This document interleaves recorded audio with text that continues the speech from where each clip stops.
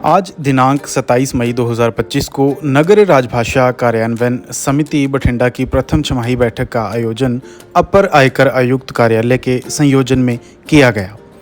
इस अवसर पर नराकास अध्यक्ष श्री अरविंद कुमार बंसल, अपर आयकर आयुक्त नराकास सचिव श्री दीपक मेहतानी, मंडल प्रमुख पंजाब नेशनल बैंक तथा बठिंडा स्थित केंद्रीय सरकार के कार्यालयों के कार्यालय प्रमुख उपस्थित रहे। कार्यक्रम का शुभारंभ दीप प्रज्वलन के साथ किया गया।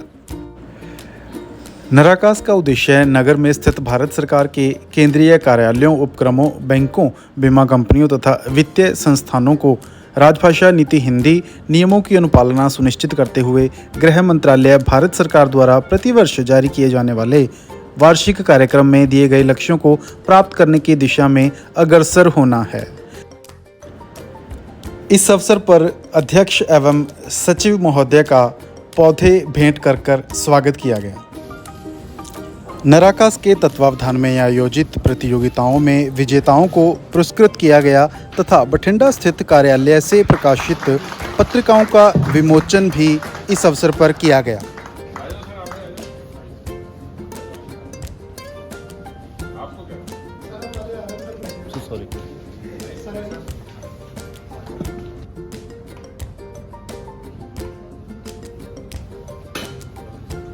मैं दीपक मेहतानी, पंजाब नेशनल बैंक मंडल प्रमुख बठिंडा। मेरी पोस्टिंग जो अभी 1 महीना पहले हुई है, अप्रैल में ही मैंने ज्वाइन किया। जैसे सर अभी कह रहे थे कि नराकास के लिए मैंने आते ही इनको बोला कि प्राइज मिलना चाहिए। देखिए, हम जहाँ पे भी रहते हैं, जो भी हम काम करते हैं, वो अच्छे से होना चाहिए। जब मैंने इनसे आके पूछा तो इन्होंने कहा हाँ नराकास है। हमारे पास नराकास है और हम उसका प्राइज ना ले पाए तो उसका कोई फायदा नहीं है। तो हम बात कर रहे थे नराकास के प्राइज की। नराकास का जो प्राइज है, देखिए इन्होंने तरीका आपको बता दिया है, बहुत सिंपल सा है। पत्रिका एक बनानी है, आप ई पत्रिका भी कर सकते हैं और उसका प्रकाशन भी कर सकते हैं। आपके ऑफिस में मान लीजिए 15 एम्प्लॉई है, 20 एम्प्लॉई है, 10 है, तो हर एक के नाम से या उसके आप उससे लेखन, जो भी आपका एरिया है, जिसमें भी आप काम करते हैं, उसके हिसाब से आप अपना एक एक लेख, 1 पेज का, 2 पेज का, कोई कविता, जो भी आपको ठीक लगता है हिंदी में, उसको रखवा सकते हैं। तो उससे क्या है कि जब हम यहाँ इकट्ठे एक मीटिंग कर रहे हैं तो आने वाले समय में कल अगर प्राइज भी मिलता है तो हम यहाँ उसका जो है सेलिब्रेशन भी कर सकते हैं कि आप देखिए हमने मेहनत की है तो वो उसका हमें फल भी मिला है।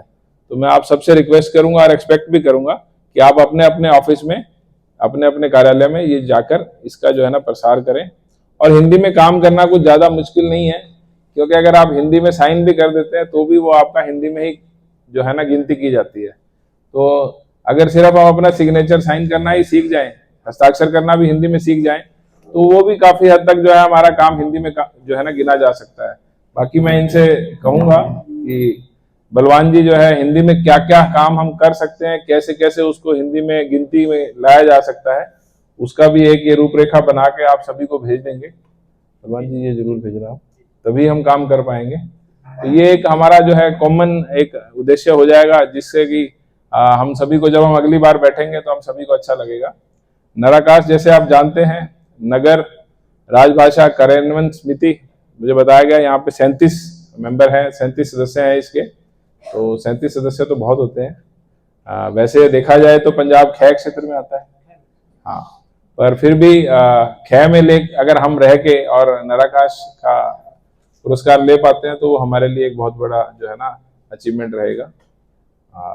यहाँ पे 37 सदस्य जैसे इन्होंने बताया है, तो सभी से ही मेरा अनुरोध रहेगा कि आप लोग जो है ना हिंदी के प्रसार के लिए, हिंदी के बढ़ोतरी के लिए आप जो है कार्यक्रम करेंगे, चाहे वो पत्रिका के माध्यम से हो, चाहे वो साइन करने के माध्यम से हो। और बाकी जो नियमावली है वो तो सर ने पिछले समझाई दी है। 1976 से जो है हमारा काश ये नराकास लागू है। हिंदी की बढ़ोतरी के लिए, जो कि हमारी मातृभाषा है, उसका प्रसार करने के लिए भी प्रोग्राम करने पड़ते हैं। तो ये भी एक सोचने का विषय है। ऐसा नहीं होना चाहिए, जब हमारी मातृभाषा हिंदी है, हम देखिए कोई भी है, चाहे कितने भी पढ़ लिख जाए, सोचते तो हिंदी में ही है, फिर उसको ट्रांसलेट इंग्लिश में करके फिर उसको लिखते हैं। तो जब जो हमारी सोच है उसी को अगर हम लिखेंगे तो और ज्यादा अच्छे से हम एक्सप्रेस कर पाएंगे। मेरा ऐसा मानना है कि जब जिस तरह से हम सोचते हैं, जिस तरह से हम उसको लिखेंगे या बोलेंगे, तो वहां हमारा एक्सप्रेशन ज्यादा अच्छा रहेगा, बजाय इसके कि हम उसको पहले सोचें फिर इंग्लिश में ट्रांसलेट करें। तो मे भी हम कहीं ना कहीं अपना एक्सप्रेस करने में या अपने आप को बताने में कामयाब नहीं रहेंगे।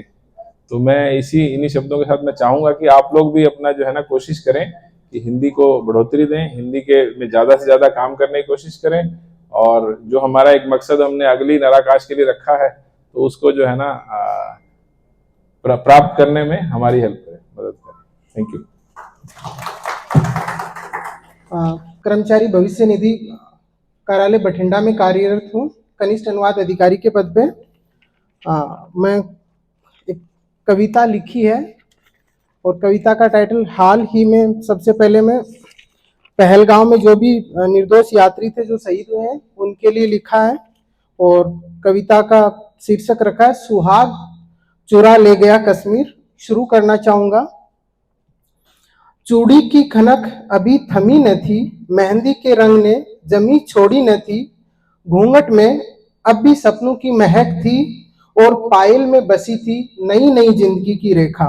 हाथ थामे जब वो वादियों में चला, हर जोका जैसे प्रेम की भाषा बोला, मैंने खुद से कुछ न मांगा, बस उसके साथ हर पल मांगा। पर एक मोड़ है, गुलाब की घाटी में बारूद की बू है, वो चीख न सका, मैं चिल्ला न सकी, नाम पूछा, धर्म जाना, और गोली चल पड़ी। वो गिरा, मैं जमी से लिपट पड़ी, कंगन टूटा, मांग सुनी गई, सिंदूर बह गया, और मेरी दुनिया फिर से खामोश हो गई, जो कुछ पल पहले ही बसी थी। क्या यही था मेरा कश्मीर? पूछना चाहूंगी मैं, क्या यही था मेरा कश्मीर, जहां प्रेम हार गया और नफरत जीत गई, जहां स्त्री का आंचल लहू से भर गया और उसके आंसू पहचान पूछते रह गए। अब मैं नहीं रोती, अब मैं नहीं रोती, मैं जलती हूँ, चित्कार करती हूँ, मैं हर हिंदू स्त्री की चीख हूँ, जो पति के कफन को लिपटे देख चुकी है। क्या तुम अब भी चुप रहोगे? क्या इस आग के शब्द को दोगे सवर? क्योंकि आज मेरी बारी थी, कल वो तुम्हारी भी हो सकती है। ना मेरी मांग उजड़ी है, बल्कि तुम्हारे राष्ट्र का माथा भी झुका है। ना सिर्फ चूड़ियां टूटी हैं, बल्कि इंसानियत की कलाइयां भी लहू लुहान है। वो बस मेरा पति नहीं था, एक नागरिक था इस भारत देश का, जो अपने, मैं पूछना चाहूंगी क्या अपराध था उसका? बता दो कोई, क्या उसकी आरती नहीं थी उसको, या फिर उसने हर हर महादेव कहना बंद कर दिया था? जब भी घाटी की हवा में सिहरन थी, मैं चुप नहीं बैठूंगी, हरगिज मैं चुप नहीं बैठूंगी, ना मैं आंसू बहाऊंगी और वह आग फिर से जलाऊंगी। हर शहीद हिंदू के पीछे एक सुहागन की लाश जरूर चलती है, और हर विधवा की आंखों में अब सिर्फ बदला पलता है। क्या यही कश्मीर है? क्या यही कश्मीर है?